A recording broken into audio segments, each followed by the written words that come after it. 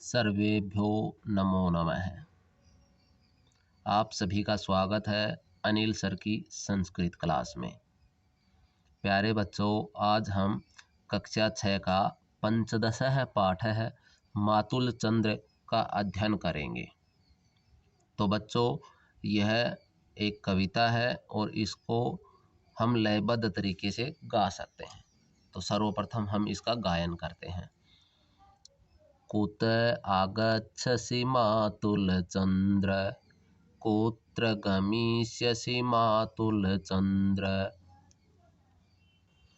अतिशय विस्तृत नीलाकाशः, नैव दृश्यते क्वचिद् अवकाशः, कथं प्रयास्यसि मातुलचंद्र, कुत आगच्छसि मातुलचंद्र, कथमायासि नभो मम गेहं, मातुलकीरसि कथं न स्नेहं, कदा आगमिष्यसि मातुलचंद्र, कुत आगच्छसि मातुलचंद्र,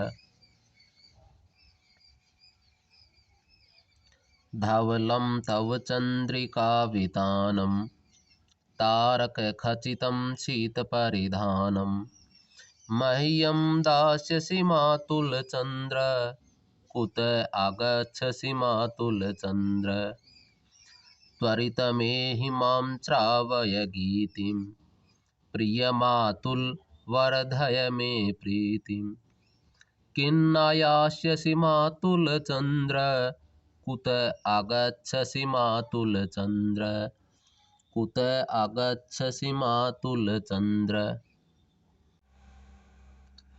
प्यारे बच्चों, अब हम इस अध्याय का हिंदी अनुवाद करते हैं। प्रथम लाइन देखिए, कुतः आगच्छसि मातुलचंद्र।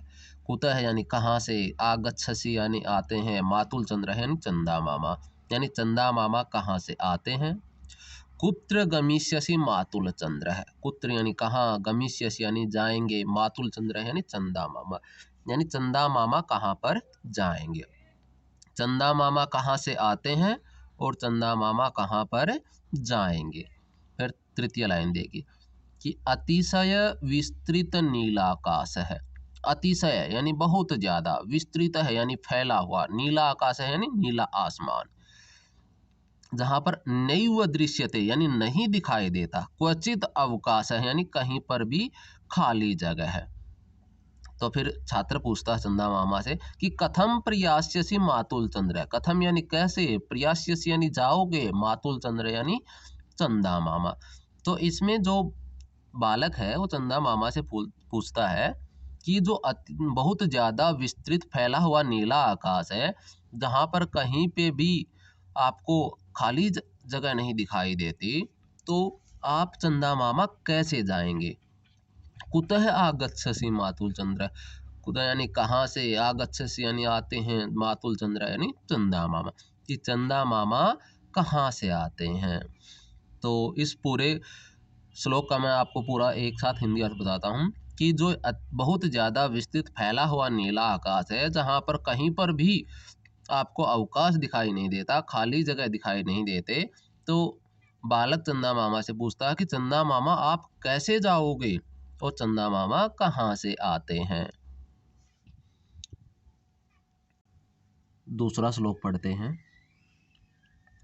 कथमायासि नभो मम गेहं, मातुलकीरसि कथं न स्नेहं, कदा आगमिष्यसि मातुलचंद्र, कुत आगच्छसि मातुलचंद्र।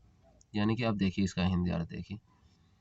कथम यानी कैसे, आयासी यानी आते हो, न यानी नहीं, भो यहाँ पे चंदा मामा को संबोधित करके कहा गया है, मम यानी मेरे, और गेहम यानी घर पर, कि अरे चंदा मामा आप मेरे घर पर कैसे नहीं आते हैं। दूसरी लाइन देखिए इस श्लोक की, मातुल यानी हे मामा, आगे देखिए संबोधन वाचक चिन्ह लगा है, तो यहाँ हम हे या अरे अर्थ लगा सकते हैं कि हे चंदा मामा, कीरसी यानी बिखेरते हो, कथम यानी कैसे, न यानी नहीं, स्नेहम यानी प्यार, कि हे चंदा मामा आप मेरे ऊपर प्यार कैसे नहीं बिखेरते हैं, अर्थात क्यों नहीं बिखेरते हैं। तीसरी लाइन देखिए, कदा आगमिष्यसि मातुल चंद्र, कदा यानी कब, आगमिष्यसि यानी आएंगे, मातुल चंद्र यानी चंदा मामा, यानी चंदा मामा कब आएंगे।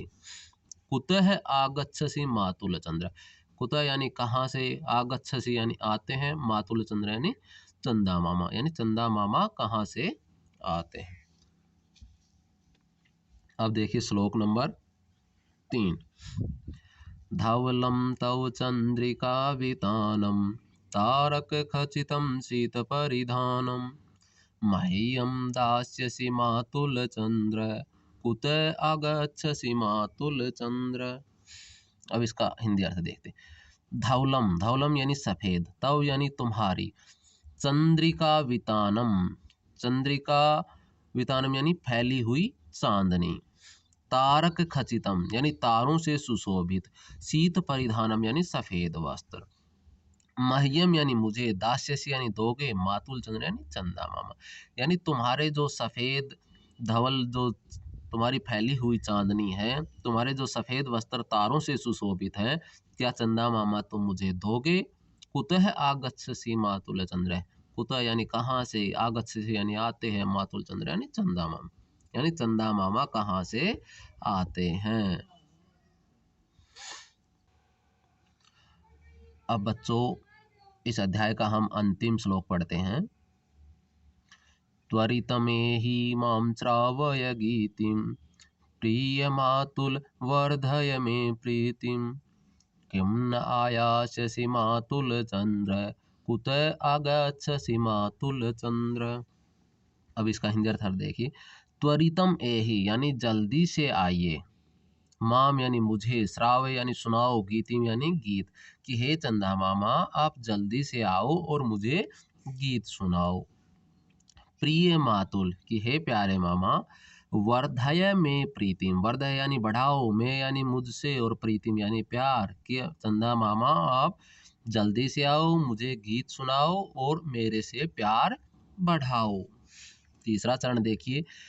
किम न आयास्यसि मातुल चंद्र, किम यानी क्यों, न यानी नहीं, आयास्यसि यानी आते हो, मातुल चंद्र यानी चंदा मामा, कि चंदा मामा आप क्यों नहीं आते हैं। और कुतः आगच्छसि मातुल चंद्र, कुतः यानी कहाँ से, आगच्छसि यानी आते हैं, मातुल चंद्र यानी चंदा मामा, कि चंदा मामा कहाँ से आते हैं। तो इस प्रकार से हमारा ये हिंदी अनुवाद पूरा होता है। प्यारे बच्चों, अब हम इस अध्याय का अभ्यास करते हैं।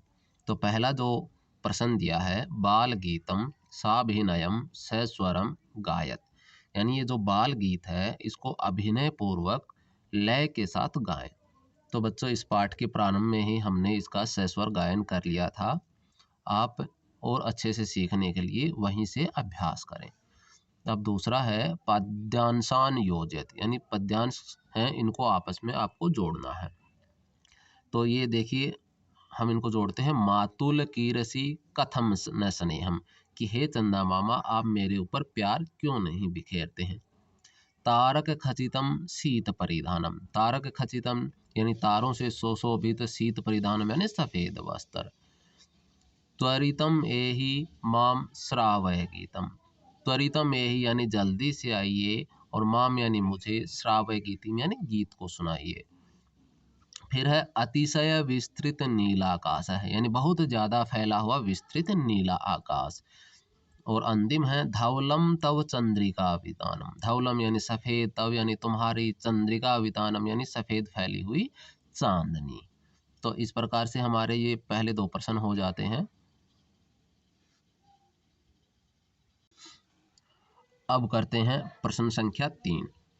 पद्यांशेषु रिक्त स्थानानि पूरयत, यानी जो पद्यांश हैं इनमें रिक्त स्थानों की पूर्ति करिए। तो बच्चों ये लाइन हमें पाठ में मिल जाएंगी कि प्रिय मातुल वर्धय में प्रीतिम, कि हे प्यारे मामा जी आप वर्धय में प्रीतिम, आप मुझसे प्यार बढ़ाइए। दूसरा देखिए, कथम प्रयास्यसि मातुल चंद्र, कथम यानी कैसे, प्रयास्यसि यानी जाओगे, मातुल चंद्र यानी चंदा मामा, चंदा मामा कैसे जाओगे। नैव दृश्यते क्वचित अवकाश है, यानी कहीं पर भी खाली जगह दिखाई नहीं देती है। चौथा देखिएगा, मह्यम दास्यसि मातुल चंद्र, मह्यम यानी मुझे, दास्यसि यानी दोगे, मातुल चंद्र यानी चंदा मामा। और अंतिम लाइन देखिए कि कथम आयासी न भो मम गेहम, कि चंदा मामा आप मेरे घर पर क्यों नहीं आते हैं। बच्चों अब करते हैं प्रश्न संख्या 4। ये है प्रश्नानाम उत्तराणि लिखत, यानी प्रश्नों के उत्तर लिखो। तो पहला प्रश्न है इसमें, अस्मिन् पाठे कः मातुलः। अस्मिन् पाठे यानी इस पाठ में, कः यानी कौन, मातुलः यानी मामा है। कि इस पाठ में मामा कौन है, तो चंद्र है, यानी चंद्रमा है वो इसमें मामा है।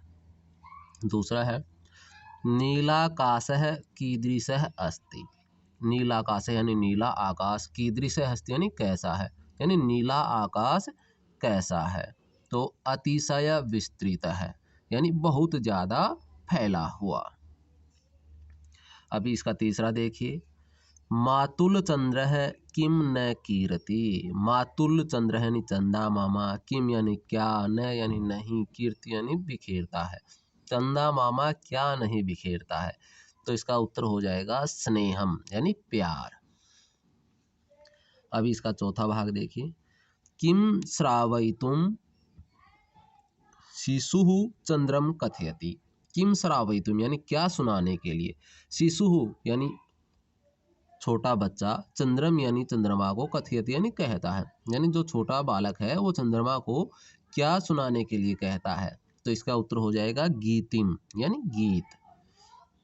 और अंतिम भाग देखिए इसका, चंद्रस्य शीत परिधानम कथम अस्ति।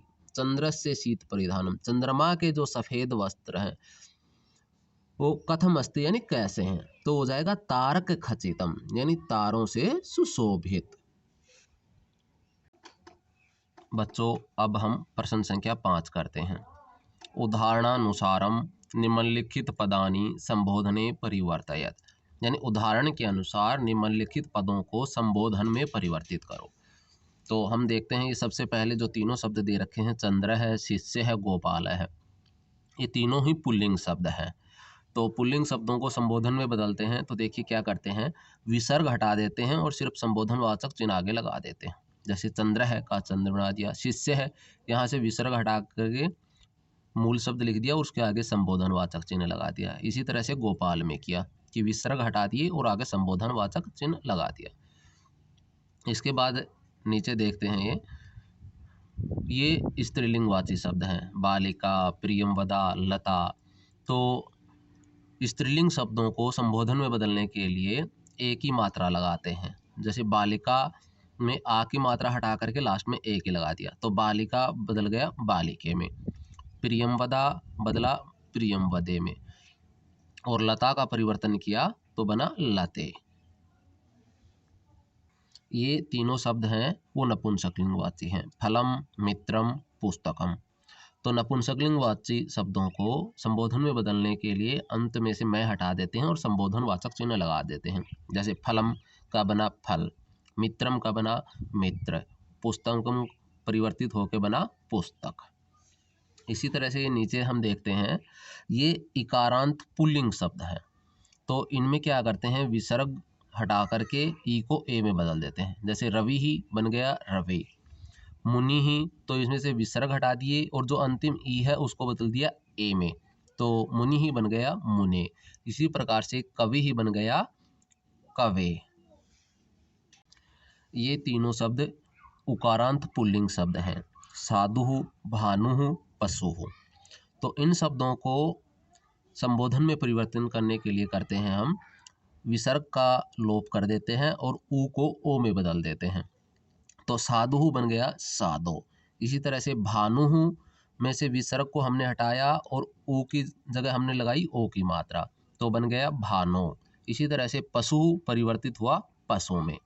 जो अंतिम हैं तीनों, ये तीनों इकारांत स्त्रीलिंग शब्द हैं, देवी, नदी और मानिनी। तो इसमें क्या करते हैं बच्चों, संबोधन में परिवर्तन करने के लिए कि ई की मात्रा को ह्रस्व बना देते हैं और आगे संबोधनवाचक चिन्ह लगा देते हैं। जैसे नदी में ई की मात्रा को हमने ह्रस्व बना दिया और आगे संबोधनवाचक चिन्ह लगाया। इसी तरह से देवी, देवी में हमने ई को ह्रस्व में परिवर्तन किया और आगे संबोधनवाचक चिन्ह लगा दी। इसी तरह से मानिनी को हमने मानिनी बनाया। इसमें जो दीर्घ ई थी इसको ह्रस्व ई में बदल दिया और आगे संबोधनवाचक चिन्ह लगा दिया। मंजूषातः उपयुक्तानाम अव्ययपदानां प्रयोगेण रिक्तस्थानानि पूरयेत। मंजूषातः यानी मंजूषा से यानी इस बॉक्स से उपयुक्त अव्ययों का प्रयोग करते हुए रिक्त स्थानों की पूर्ति करो। तो जगन्नाथपुरी कुत्र अस्ति, यानी जगन्नाथपुरी कहाँ पर है, तो यहाँ पे कुत्र आ जाएगा यानी कहाँ पर। त्वं कदा पुरीं गमिष्यसि, तुम कब पुरी जाओगे, तो यहाँ पे आ गया कदा, कदा यानी कब। फिर है तीसरा, गंगा नदी कुतः प्रवहति, यानी गंगा नदी कहाँ प्रवहती, प्रवहती यानी बहती है, यानी गंगा नदी कहाँ पर बहती है। फिर चौथा देखिए इसका भाग, तव स्वास्थ्यम कथम अस्ति, यानी तुम्हारा स्वास्थ्य कैसा है, तो कथम यानी कैसा। वर्षा काले मयूराः किम कुर्वन्ति, यानी वर्षा काल में मोर क्या करते हैं। तो इस प्रकार से इन अवयवों को हम चुन करके इन रिक्त स्थान में पूर्ति करेंगे। प्यारे बच्चों, अब हम इस अध्याय का अंतिम प्रश्न करते हैं। तत्सम शब्दान लिखत, यानी तत्सम शब्दों को लिखिए। तत्सम शब्दों की जगह आपको मतलब समझना है कि संस्कृत शब्द लिखने हैं। जैसे मामा को संस्कृत में कहेंगे मातुल है, मोर को कहेंगे मयूर है, तारा को कहेंगे तारक है, कोयल को कहेंगे पिक है, कबूतर को कहेंगे कपोत है। तो प्यारे बच्चों, इस प्रकार से हमारा इस अध्याय का अभ्यास पूरा होता है। यदि आपके साथ किसी प्रश्न में अब भी कोई समस्या आती है तो आप कमेंट बॉक्स में लिखकर अवश्य पूछें। धन्यवाद।